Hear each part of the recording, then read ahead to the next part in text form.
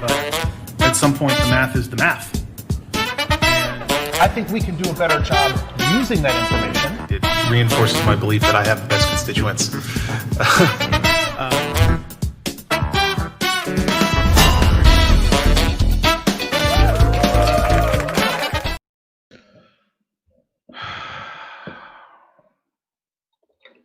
Hey, Austin. District 6.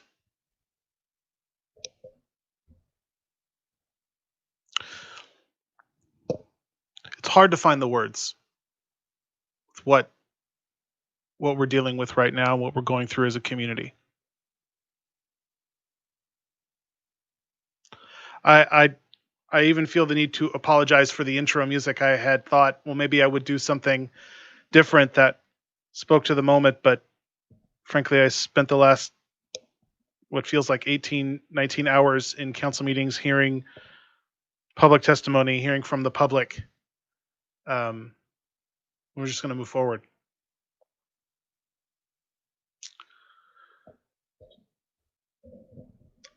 We've got some pretty spectacular folks joining the show today, and as we often do, we have two guests to talk about issues, and one from the music community. And I'm excited to have Frederico 7 joining us on the music side. We're gonna dig into all of this today. I don't know how long the show will go.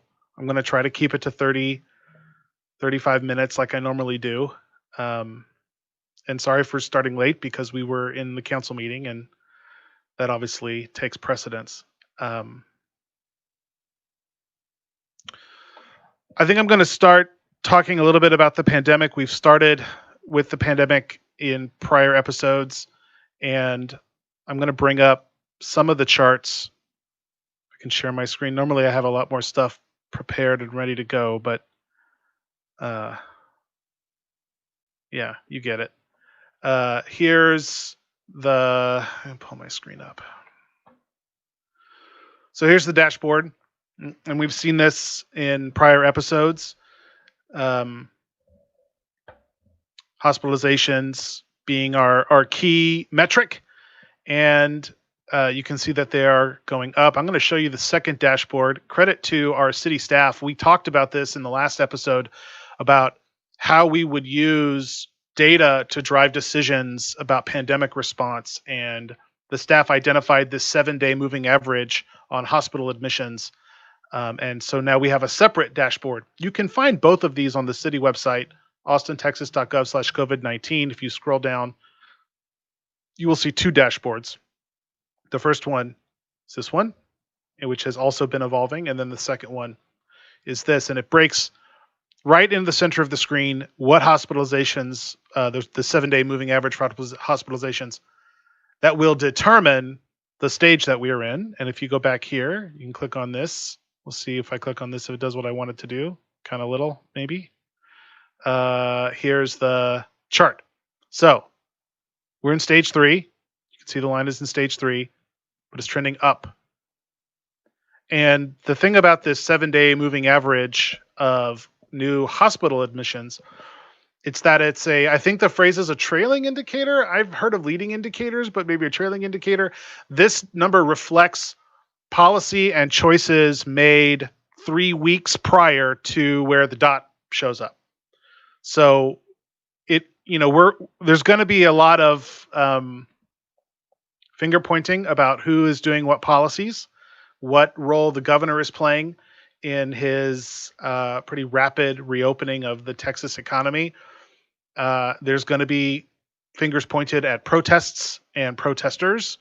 But look, the number's going up, and the number is going up since its low point roughly, the 24th of May. It's dangerous. If we cross 20, that's the point where the epidemiologists and the medical professionals have said that we have got to return to a much stricter lockdown environment. It is not clear if we're going to be able to do that because the governor's orders have removed power from local government. I find that folks who contact my office, and many folks do, and I encourage folks to contact my office. You can email district6@austintexas.gov. Because the city council is the closest level of government to you, we are often more accessible, kind of by practicality. But there is a dense network of jurisdictions that govern what it is that we can and cannot do. We're going to be faced with some very hard decisions in this community about what it means when we're approaching a catastrophic condition in our hospitals, but our state leadership may not be with us on making those decisions at the right time. And we've got presentations I've shown on the show before that show a delay in making that decision. Let's say instead of 20, we said it was 30. That because of the trailing indicator piece of this, that we might find ourselves having made these decisions too late. And none of us want to do that. This is a tough week. The not just the city, the entire country is in crisis, and I often say that our choices are to laugh or cry. And so sometimes I make jokes and do so in a way that, you try to break the tension or try to bring some levity. And I remarked to one friend of mine that I think Dante may have been wrong about the number of circles of hell, because it seems that we keep finding new things. And if you follow social media at all, I keep seeing the murder hornets meme. And then yesterday people were talking about super volcanoes. We will get through this stuff, but man, we have got to take these things more seriously, and we have to be willing to do bigger things to get through it. I'm going to take the charts down because I think we've seen enough of that. I'm going to bring up my first guest. One of the things that we have talked about on this show is the disparity in hospitalizations in the Hispanic community, and it's been pretty dramatic. It's on the dashboard. You can see that disparity. There's been conversation in the public about why it is that is the case. Some folks have talked about, I have talked about, to the extent that construction plays a role in that. And it has been a really, I think, fruitful and robust conversation. And so on the show today, I'm bringing on a friend of mine, someone with whom I get to work as a council member, and straddles the line between representing the Hispanic community and representing the business community with the U.S. Hispanic Contractors Association, Frank Fuentes. Hi, Frank. Hello, Jimmy. Are you there? I am. There you are. I am listening profoundly with what you're saying. I always look forward to your show because it always gives us a little bit of joy because you had a little humor to it. But I understand that today might be a hard time for that. It is. It almost seems, Jimmy, that our country is tearing itself at the seams. Every morning I wake up and I'm like, wow, it's almost surreal. But I can understand your position that you're in, the decisions that you guys have to make. It has to be a tremendous weight on your shoulders. It is the job I signed up for in conditions no one expected. And I have at times made comments to my city hall staff about, well, if we just get through this one thing, then we'll have at least a few months where we can just kind of do the machinery of government thing and just kind of check some boxes and do a little. Nope, I should never say that, because inevitably some big crazy nonsense thing shows up again, and we have to focus all of our attention to it. Well, Jimmy, as a friend to you, I would encourage you to continue to bring what you bring to the table, and that is that wisdom and that sense of humor combined. Because sometimes we all can't we need that lifting of spirit. And you have that gift, my friend. I've often told you, you're a natural at this particular show. So just continue to do what you're doing. It's okay for people to disagree with you. You and I have disagreed before. It's okay, but you always, keep that sense of humor, because we need that. especially now, I think. Well, thank you for that, Frank. Let's talk a little bit about the Hispanic Contractors Association, what it is that they do, and what you've been seeing in the community related to the pandemic. And I'll be quick about it in terms of describing who we are. We've been around since the 80s, 1980s, and we began our organization as an organization to look for opportunity for our construction community in public works. There was a time where we just couldn't get our foot in the door, if you will, into government contracting, and it's been a long struggle, but we've been successful to some extent. And we've evolved into more than just an advocacy group for opportunity. We've evolved more into an organization that deals with construction policy, safety procedures. What can we do to better our industry? I'm so proud of our industry, Jimmy. This is the industry that builds homes, for example, where people live. The industry that builds roads, where people drive to work or for fun. The building that you're in right now, the City Hall, was built by our industry. I'm very proud of our industry, and I think that because the majority of the people that actually do the work in our industry are Hispanic, our organization has found a real niche, if you will. So when the pandemic happened, we were right smack in the middle of it. We were advocating not only to make sure that our people were safe, but to move forward in a safe way. And we found some amazing partners in the Home Builders Association, the Associated General Contractors, the ABC. Sometimes we're at odds with each other, but we found a common cause, and we quickly came out with some safety protocols. And it's been difficult. When I hear, oftentimes, and I don't mean this as an insult to you, Jimmy, because you know how I feel about you, but on episode 29, and by the way, I watch your episodes, okay? In episode 29, you were talking about the Latino condition, the statistics, and you said, we've been told, quote unquote, we've been told it's because of the construction industry.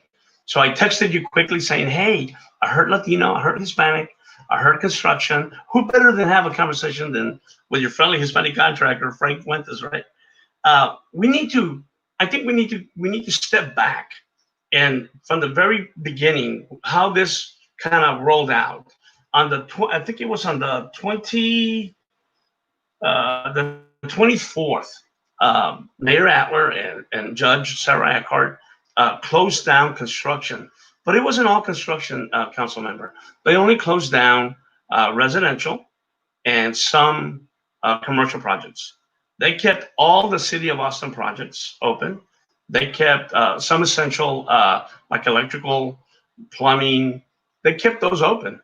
But when you hear people ask them, why is the Hispanic number so high?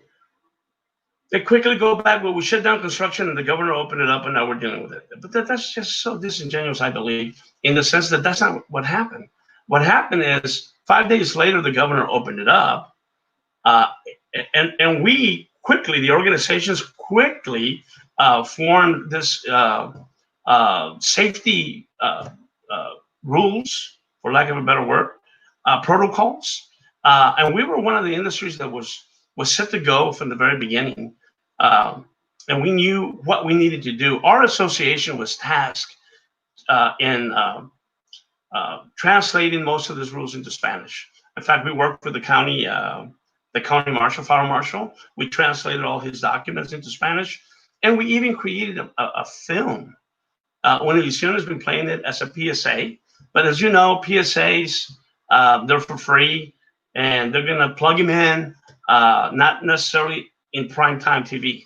What we're really looking for right now, what we're really working for, is to get our videos plugged in on prime time. So we've been struggling because we just don't have the resources that, for example, a City of Austin would have or a state of Texas would have. And so we've been behind in that regard. But the spike in the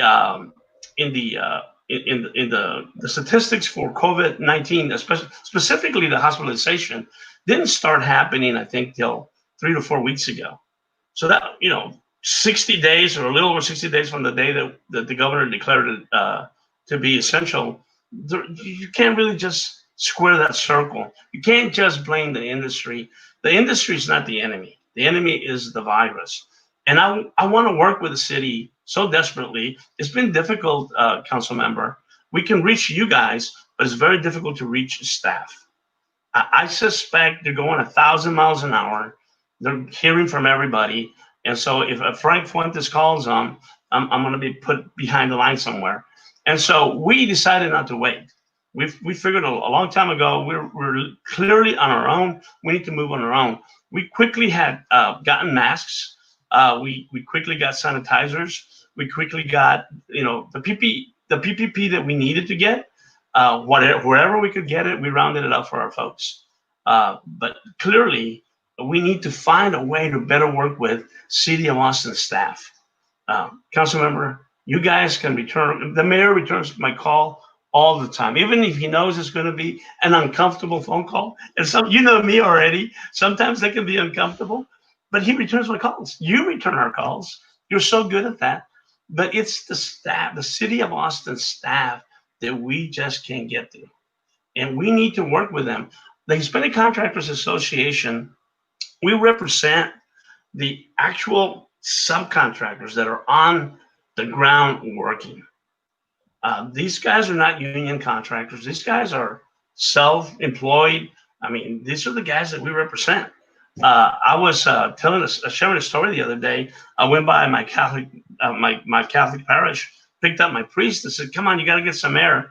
Let's go visit a job site. I'm handing out mass." When we got there, they all rushed us because they saw the priest. They wanted to get a blessing. And the day before, I had heard that the Austin Public Health had gone out there to get people tested, and they had run away from them. And I was thinking to myself, well, how in the world did they approach them? Did they even know they were going? Our folks are not just going to start giving blood or getting tested with people that don't know or why. They're just, I'm not sure who's giving them advice. I'm sure it's well intended. I think at this point it's a pandemic. People are panicked. That's why it's called a pandemic. I think they need to broaden their bandwidth, if you will, and talk to the folks that are on the ground. I hope that all that I'm saying doesn't sound like I'm whining, because I'm not trying to do that. I hope it makes sense to you. No, it absolutely makes sense, Frank. And the 2 or 3 questions that I had for you, you covered all of them in what you were saying. And so I'm really glad that you and I have often been on the same page on things. And so it's good to hear that is still true. I often say that the city staff challenge is that the council will give them 100 jobs and then money for 10. And so that they not just during a pandemic, but at all times, they are running around trying to accomplish far more than dollars have been allocated. And, I'm glad that you continue to be a voice in all of these conversations. Continue collaborating with both other business organizations and labor organizations, because you just never know which organization is going to catch a staff member in the right moment, and keeping everybody on the same page, especially in this type of issue where there's going to be broad agreement about how do you do testing, how do you do contact tracing, and how do you engage a population who is very concerned about their income and they have families to support, and there are trust issues with government, and you have to be very savvy in how you navigate that. And unfortunately, when we have to move quickly, sometimes we don't move carefully, and that's always a challenge. And I'm glad that you're there to have that voice, Frank. And again, thanks for reaching out after the show 2 episodes ago. I'm so glad that you came onto the show today. And tell me as because I want to get to our last 2 guests, but let me tell everyone like how they can get involved with the Hispanic Contractors Association, and specifically what you all have been doing to kind of provide aid and help in the community. We've actually have contracted with a Mediclaim type of a clinic that will go to our sites and test our folks if we feel there's a problem. We've tested maybe about 100 folks.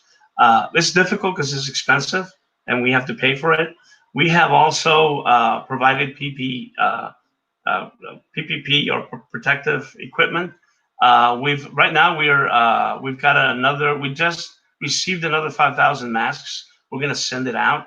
We're starting a campaign. We want to play our videos on prime time, Univision and Telemundo, and on their radio stations, the ones that are that have high ratings. So we're starting to raise dollars in that way. If any of your folks that are out there looking at your show, Jimmy, if they could donate funds, they don't have to necessarily give it to us, but if they could give it directly to Univision or to those stations so that we could quickly run our ads, I would appreciate that. We're starting also an ad campaign where we have flyers in Spanish and in English. I'll be happy to share them with you. I'm thinking maybe by tomorrow we should be getting our samples, our mailing samples, and then we're going to go and plaster them all over the place. We want and we need the economy to open, but we need it to open in a safe way. We've been, fierce advocates for that. There's an old Spanish saying, Jimmy, movimiento es vivir. That's, you see a lot of migration from the southern borders. Movimiento es vivir means to move is to live. Whenever you're in danger, you got to move. And so we feel like that is so, we can't just stay cocooning in our home, council member. It's unsustainable. We need to find a way to open up, step out, but do it in a safe way. So that's what we believe, and that's what we've been advocating for. We've been very blessed in that we've been in the task force at the state level. We've been in the task force of not only this county and this city, but also other counties and other cities on how to open up our businesses in a safe way. We're working hard, and we appreciate your leadership, council member. I know that we're about to sign off, so all I can tell you is don't lose your sense of humor, my friend. Bring it, because we need it now more than ever. Every day is a sad day. Every day seems to just gloom upon us, right? So just keep bringing it. Keep talking to us. Be that light out there, Jimmy. Thank you so much, Frank. Thanks for all the work you're doing and the advocacy, both for your own community and for the community you represent through the Hispanic Contractors Association. Thanks for joining the show, Frank. You're the best, brother. Take care.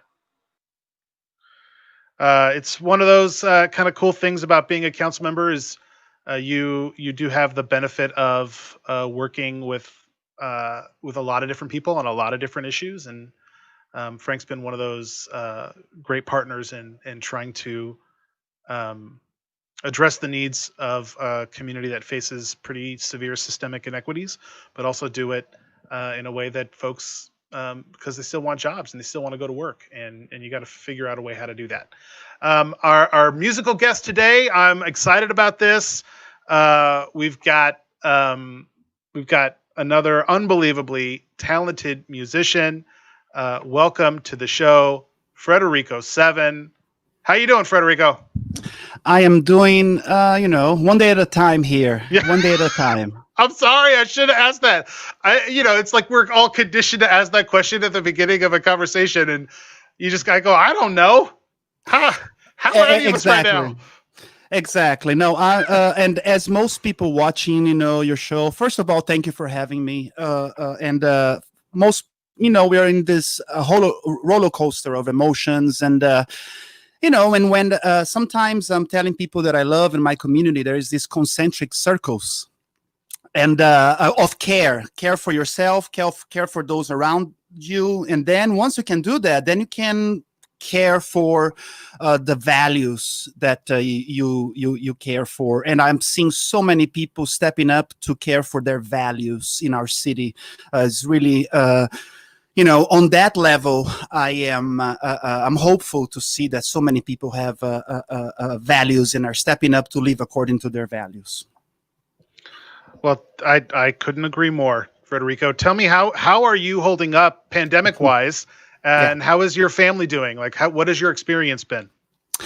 Yeah, so as a musician, most folks know we throughout many years already, the music business, our income streams get diminished and diminish and diminish. Longer the days, gone are the days when you were selling many records out and so forth, and with the streaming. So musicians have already been in the front lines of having to reinvent themselves for the last few years. The pandemic now is just like, wow, code red alarm. We went from already doing that. But for most folks watching that are not musicians, just so you know, if you have friends who are, like the people that are, they have to be their own venues. First we had to be our own manager, then our own publicist, we had to be our own distributor. We have then, everybody can record from your house, so you have to be your own engineer. And now we have to be our own venues. Because of the streaming and everything, so it's a lot, and I am holding okay because I have certain privileges. I am able to do some work from home. So in the past, I always strive to live 100% from my music. I make about 30 to 35% of my living from my music. And the other part, I actually do work with youth. I work with the Mexican American Cultural Center, working with teenagers. So I'm lucky that now that my gigs and my music stream, that 30, 35% is gone, at least I have something else that is meaningful to me, that I can live by. But I also understand that a lot of my friends are not as lucky as I have been. Yeah, I understand that we're coworkers because you do work for the Mexican American Cultural Center, which is a city facility, and I'm glad that there are actually a lot of musicians that use their. A lot of musicians generally work in order to support their music. And there are not a shortage of them working at the City of Austin that do that, and I'm glad to have you on Team City of Austin. But tell me about your work at the MAC, and then we'll get back to the music. Yeah, you do some music program there, and then I think you developed a program at the Griffin School as well. Yeah, so my history here in Austin, I'll even diverge a little bit. I was born and raised in Brazil. I lived in Mexico City for several years, and then I came to Central Texas to study. I got a scholarship and I found myself here, and I fell in love with Austin, and I ended up being here. One of the biggest reasons I stayed here was that I was just flabbergasted by so many amazing musicians. So thank you, Austin musicians, for keeping me here over the years. And then I realized that, wow, I like working with teenagers, and I like working in the arts. So the last 20 years of my life, I've been doing work. I work at the Griffin School, which is a nonprofit school here in town, and I develop a music program there, and that is still thriving. And then for the last 5 years, I really wanted to work with disadvantaged communities, so I developed another program called Caminos, the Caminos Teen Leadership Program, that is a 1-year internship where teens that are interested in learning about Latin American arts, they work at the MAC for a whole year, and they serve the MAC, and they serve themselves through professional development. So that's pretty much on the education side of what I've been doing for the last 20 years. And I work with other organizations as well, but I've been able to stay afloat as a musician through my passion of youth and having teenagers understand, and get the tools they need to become artists eventually. That's amazing work and really powerful work. I've had the pleasure of talking to a few other musicians that have dedicated a lot of their careers to music and education, and the way that it can help transform lives and in some cases even set kids on a better path than they were on before. And it's really important work, and I'm glad that you're doing it, Frederico. Thank you for that. Yes, no, it's a pleasure. Yeah. So let's talk about your music, and then I think you're going to perform something for us today. Tell us about Frederico 7 and your new record. Yeah, so the record is called Exótico Americano, an exotic American. It's a play of words. For a while, just looking at my experience as, like I mentioned, growing throughout this beautiful continent that is America, pronounced in so many ways, so my music has an Austin feel, but has roots in rhythms that are from Brazil and also from other parts of Latin America. So what I do is I like most people, I love rock and roll, I love funk and soul, I love and jazz. So it's right in hand with what's happening now of us looking back of the contributions of Black Americans in our continent. So that music I love, and then I also grew up with a lot of pop music. So putting that together and honoring the fact that I grew up in Brazil, it comes with a very eclectic mix. So if you like funk, soul, rock and roll, and world music, then you're probably gonna like the record. It's just been a great journey to share that music with our community here in Central Texas. That's awesome. Why don't you take it away? Yes, so I am going to play a song for you guys today that I wrote very recently. This song is dedicated today to the parents of the victims of police brutality and systemic racism that cannot be with their children today and who are missing their children today, to the parents of Mike Ramos, George Floyd, Mr. Ayala, Mr. Howe, Sandra Blair, Eric Gardner, to the children in the care of immigration officers right now, to all of them, to the parents, victims of parental alienation. This song is for you. It's called Missing My Children.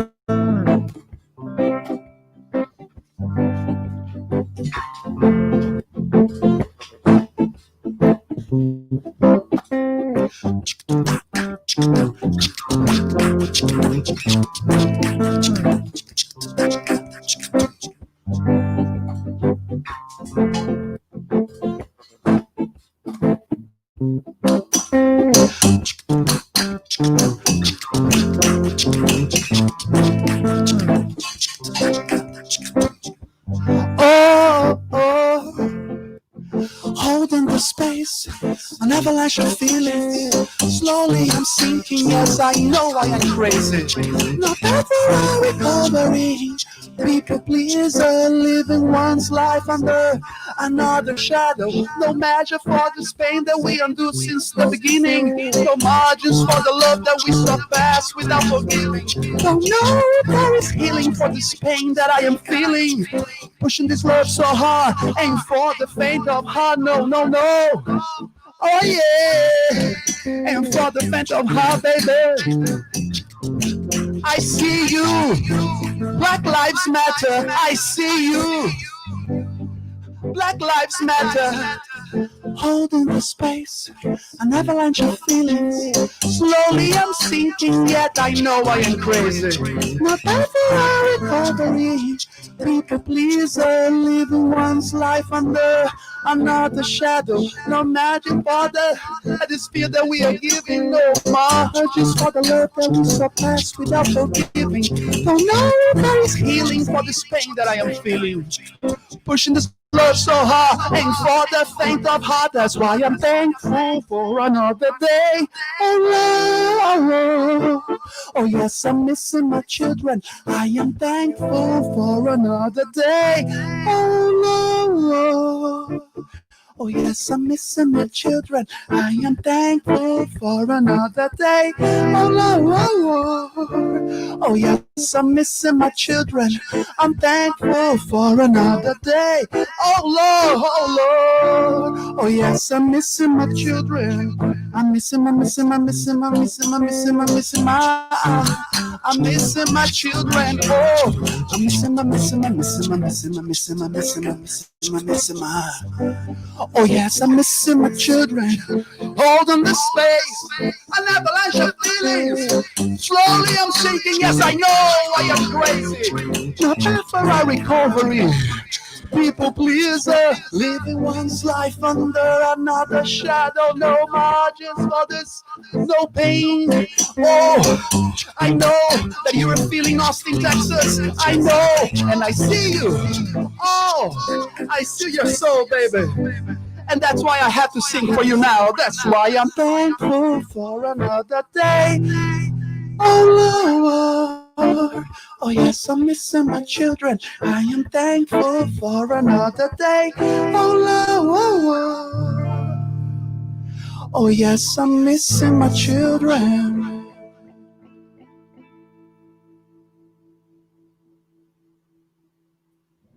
Yeah. Thank you. That was amazing. Thank you so much, guys. I always say that I wish I had like a soundboard or something to like play applause or something at the end of that.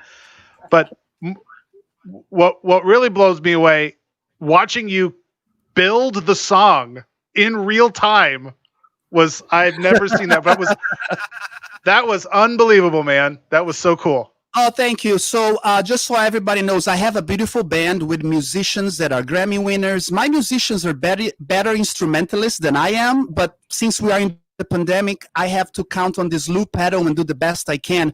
But hopefully in the future, you'll be able to come out and see the whole experience. But for now, I'm here in my garage and send you guys lots of love. I appreciate you guys.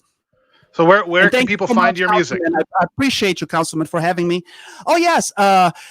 My name is Frederico and the number 7. So Frederico 7, FREDRICO number 7 .com or any of the social media. That's my handle, Frederico 7 Music, and you can find it. It's Spotify, all of those people that all the distribute things. music. Oh yeah, you guys can find me. But I appreciate you so much, and I know that is a difficult moment for all of us. So through authenticity and hard work, I think we can see it through, and the power of listening to our stories. So whatever I can do to raise right now in this moment, really to raise Black voices and Black artist voices, to hear them, that's my 2 cents. But thank you so much, Councilman.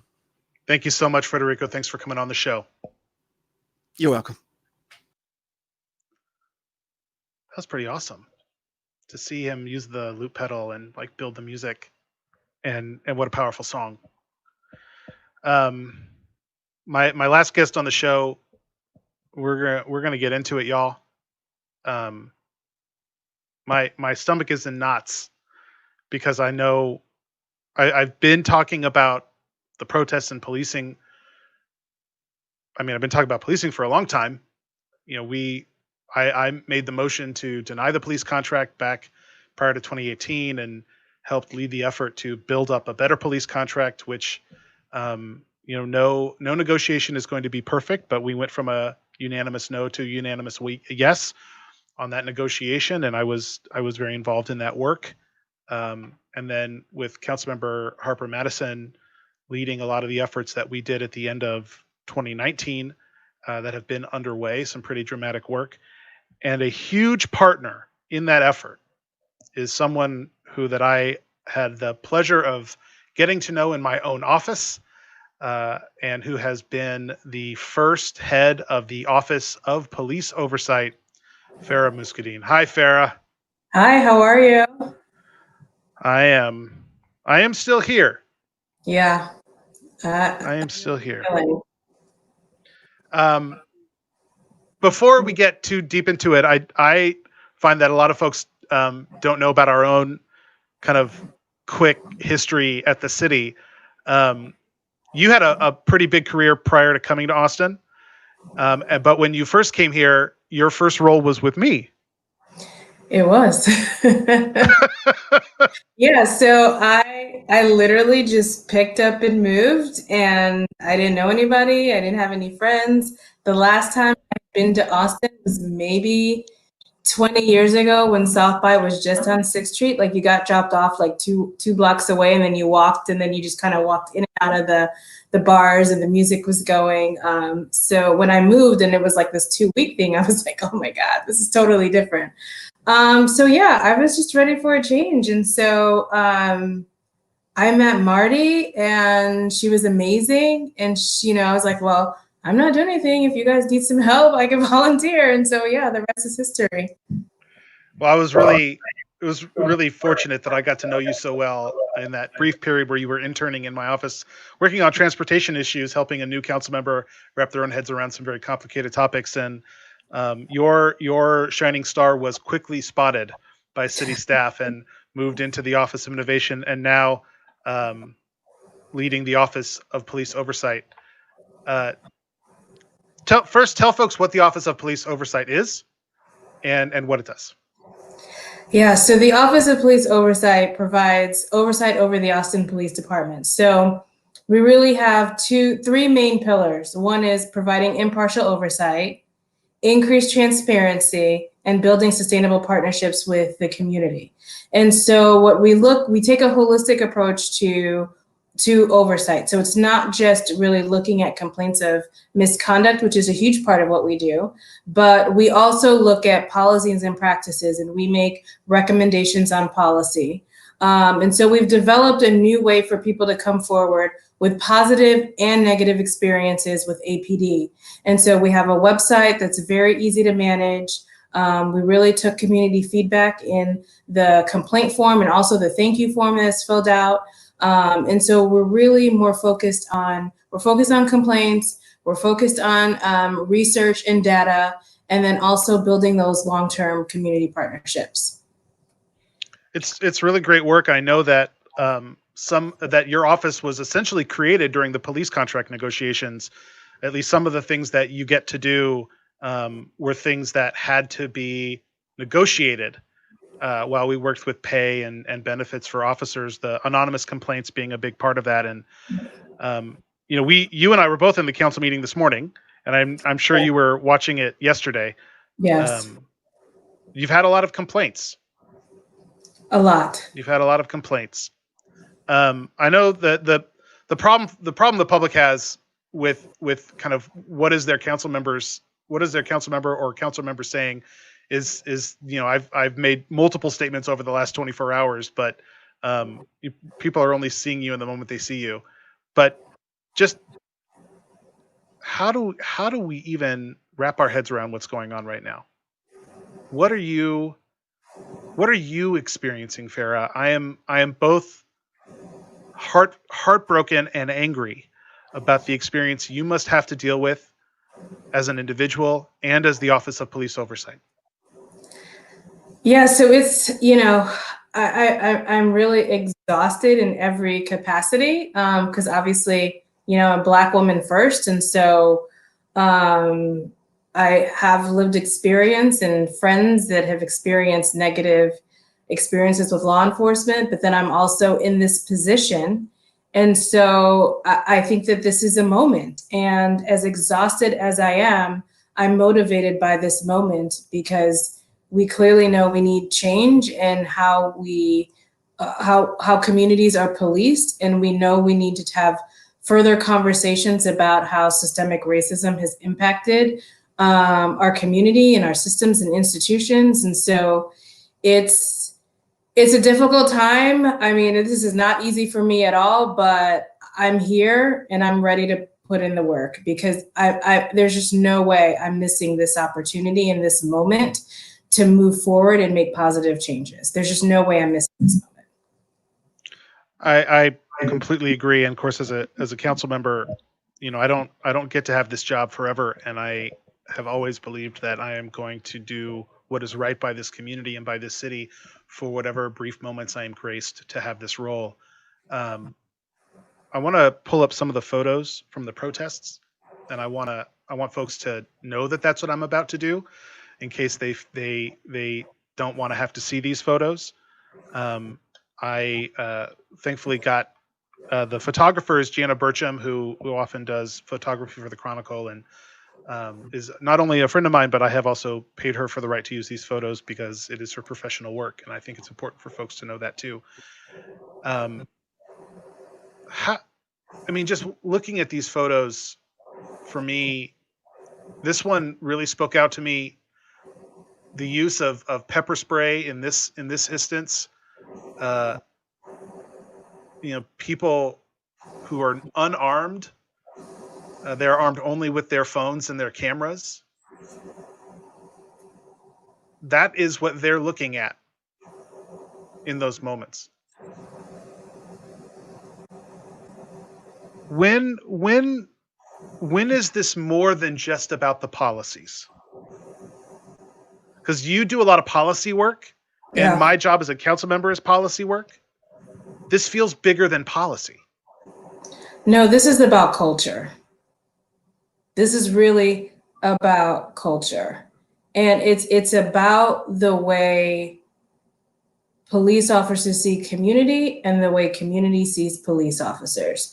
And there is, I think, a bigger disconnect than we probably even imagined or probably thought existed in Austin. But I mean, it is why I stayed up that first Friday night till 2:00 in the morning, monitoring the protests, and why I've been watching it nonstop since they started, like literally nonstop. It's what I do. And so I think that, we've got to talk more about the approach. And so I think that the militarization of policing is something that we really have to talk about, because I think that there's a strong argument that it incites people, and it's inciting a crowd that's protesting police brutality. I'm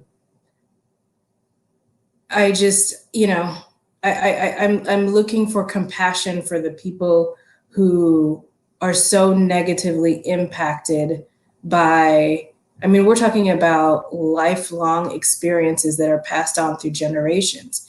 Do I condone throwing, empty water bottles and rocks at police officers? Of course not. No. But I do think that, to the extent that people have contacted my office and what they experience, peaceful protesters, it's very concerning. It's very concerning. And the one thing about the complaints that we're getting is that they are consistent, and they have video, they have proof. We were just standing there. They sprayed us with mace. We were just standing there. We got hit, you know what I mean? And so it's that repeated story after story. And I think we have to just take a step back and say, is this what we're expecting? I want to just really kind of double down on something you just said. In this conversation with the public is a challenging one.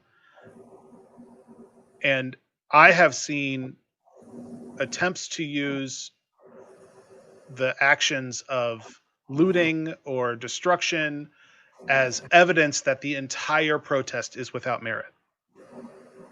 And even from the same people who claim that there are outside provocateurs, that isn't evidence for them that there's still a valid protest somehow. That's not what this is about. This isn't about being okay with trying to burning down buildings or throwing rocks and water bottles. That's not what this is about. There's something so much bigger and so much deeper. And I'm tired of nibbling at the edges of policy. This community has got to do something bigger. And I think Austin is one of the few places with the capacity to do something bigger, to do something more innovative. I'm really glad that you spent time in the Office of Innovation before you joined the Office of Police Oversight, because I don't believe, and please share your thoughts on this, I don't believe that there is a city we can look to that has got this figured out. No, not at all. And I just have to tell you that, I mean, I'm somebody who came here with no job, and I landed like my dream job that I didn't even know existed. And part of it being my dream job is because I feel that this is the place that we could make the change that needs to be changed in terms of policing to be a model across the country. I mean, I'm from Chicago. They have 13,000 officers. And, you know, that culture and what they're going through is, I mean, it's harder to implement change on that level. I mean, there are also issues with their oversight office that have transformed, and there's been like 8 different iterations of it. And so I'm here in Austin, and I'm like, this is the place where we can do this. And that is what I really have to hold on to in this fight, because, you know, my work is not easy. I mean, there's not a police officer out there that's going to truthfully tell you that they support oversight. Not a one. I mean, they say it because they have to. And so, but we need it. We need it. And so I am motivated by being in Austin, because this is the place where that change can occur. There's a lot of stuff that has to change. And, you know, I encourage folks who are watching this show to also go back and watch the council meeting. There's a lot of hours of testimony. There are fewer hours of council members speaking, and you can jump to those moments faster to hear what your elected leaders are saying. And I think it's really important for folks to hear what their elected leaders are saying. There are calls both to change the leadership in the department, and there are calls to defund the department. And I said moments ago in the council meeting that delayed this show, that the amount of trust required to do community policing and the way we have been told you have to do community policing, that level of trust is broken to the point that the community needs to see new leadership. And I'm not going to ask you to comment on this, Farah. You are still a city staffer. I am. And I really appreciate the difficult position that you have. You are a change agent from the inside, and that is a hard place to be. But I think that if Chief Manley and other folks in leadership are really, truly, authentically interested in transformational change, that they might be more effective at it from outside the department as partners. I think that is becoming a necessary step.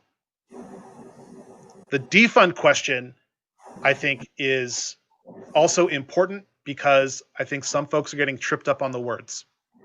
Mm-hmm. I did a ride along with APD, and I encourage folks who feel safe enough to do that. And I know you've done a lot of them. Mm-hmm. I have. I saw officers doing work that officers shouldn't have to do. It's all right. It's okay, Farah. I'm sorry, my dogs are barking. It's fine. Sorry. You know, in the shift that I was on, we spent hours waiting around the central booking facility. Oh, I remember when I had dogs, and they would not be quiet because they knew that you wanted them to be quiet. Sure. But if just for folks who are watching, I did a ride along. It was a really eye-opening experience. There was honestly very little police work in the way that you would imagine classic police work. A lot of it was mental health work. A lot of it was transportation. That there are parts of state law that mean that only a badged armed officer can transport a person from point A to point B if they're in a certain condition. We had to go to a hospital in South Austin and pick up a woman who had to be wheelchaired out to the officer's car and physically carried into the vehicle, and then drove her to another facility where they had more mental health facilities and other things. And we spent hours making that transportation occur. And the reason why we had to do it is because state law in this case requires that it be an officer to do it. What a waste. What a waste of resources that is. And then in another case, we encountered a person who was at least visibly intoxicated. Their car had stopped, but they were in a position where they clearly had been driving it. And by the time we navigated the whole process of bringing this person into custody, we spent 4 hours at the central booking facility surrounded by Travis County folks, because this was in Travis County, where the officer couldn't go out and do anything else. Yeah. When I hear folks talk about defunding policing, there are so many elements to that are getting lost in the terminology. Mm-hmm. It's a $400 and some odd $million budget. And I would imagine that a majority of that money is going to stuff not even the officers want to do. Mm-hmm. What is in your research, so you've done a lot of research across the country and other cities. My assumption has always been that every city in the country's police department is the largest line item in their budget by a wide margin. Oh, absolutely. Yeah. Do you know of other cities that have embarked on a process to change that dynamic?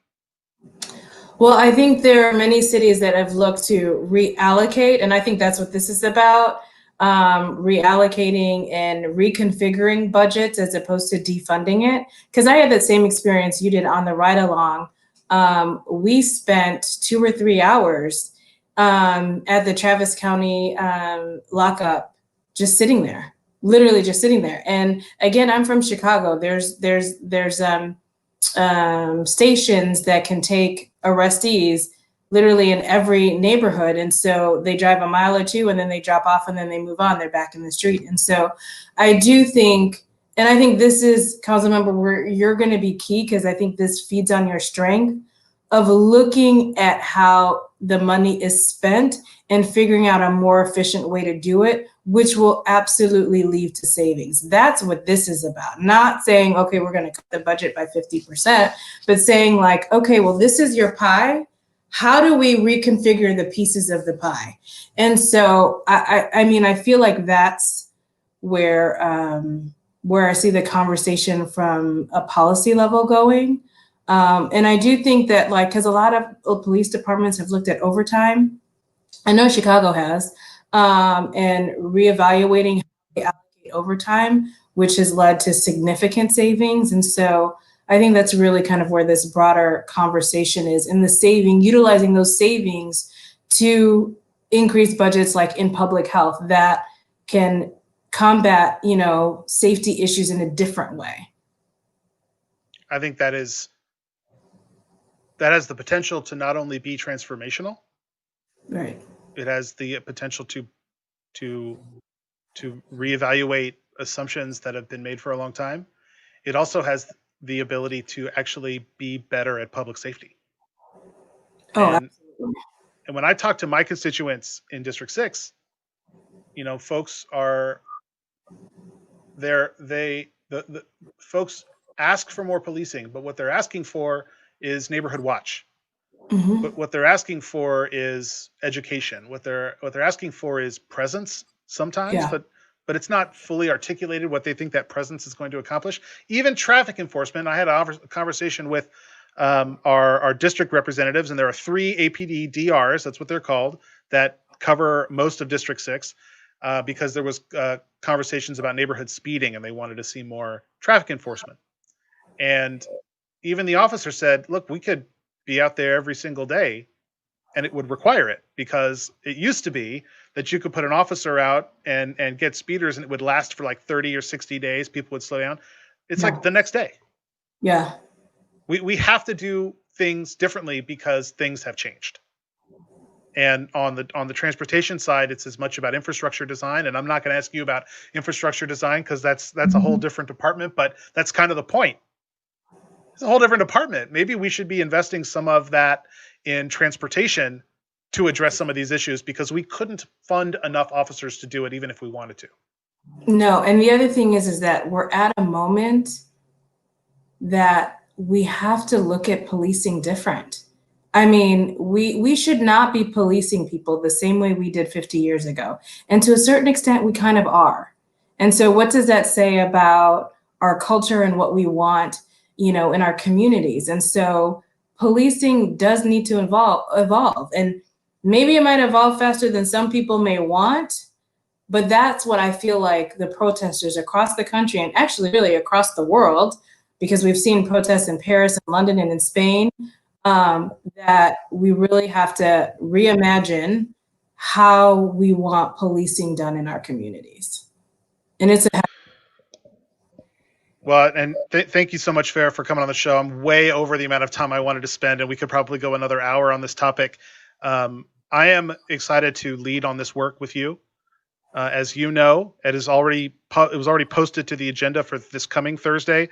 We're going to convert the Judicial Committee into a Public Safety Committee if the council votes to do that. I am the chair of the Judicial Committee. We've done some pretty spectacular reform and work around the municipal court over the last couple of years, and I'm excited, and I'm honored the trust that my colleagues place in me to lead on that work in the new Public Safety Committee and have you a partner in it. Yes, and I'm happy to be a partner. And I mean, you already know, I'm so committed to this that when you call, I'm going to answer. So I'm with you. Thank you so much, Farah. I know you've got a lot of work to do today, and I may see you out at some of the marches this weekend. All right. Thank you so much. Thanks, Farah. Well, this is the longest show we've ever done, but I think these are the most difficult topics we've ever discussed. Like I said, on the 11th, at the council meeting on the 11th, there will be multiple items on the agenda. One of them that I am the sponsor on converts the Judicial Committee to the Public Safety Committee. And as chair of that committee, it will be my responsibility with my colleagues to lead on these reform efforts. And that means District 6 and Northwest Austin leads on these efforts. There will be other items sponsored by some of my other colleagues that I am co-sponsoring, talking about budget, talking about policy, talking about oversight, metrics, data. But I want to end with just a couple of quick thoughts. One, I have made many public statements over the last 48 hours, longer. Please go back and revisit those because they are still true. I am committed to big transformational change because that is what the community is asking for. And I want to ask District 6 to step up. We have a moment to show that a corner of the city that no one would assume is going to be invested in reform is not going to not just be invested, but lead, because that's what this moment calls for. I am truly honored to be your council member and to have the trust of the community to do this very, very important and necessary immediate work, but also to stick through it and make sure that it gets done and that it sticks. We're going to get through all of this, Austin. We're going to get through all of this. And I promise to you that we will do it together if you are willing. If you want to be with us in this fight, we will do it. And we're going to do what's right. And we're going to do it now. With that, I'm going to end the show. In the last few shows, I have said that I want folks to stay home if you can. But today, I'm going to say something different. I want you to take care of yourselves. If you are older, if you are immunocompromised, please think very carefully about leaving your homes. But I don't think anyone is telling you that a pandemic is a reason to end your First Amendment rights. I will be out. I will be out there. And instead of saying home, I'm going to end the show with this: Black Lives Matter.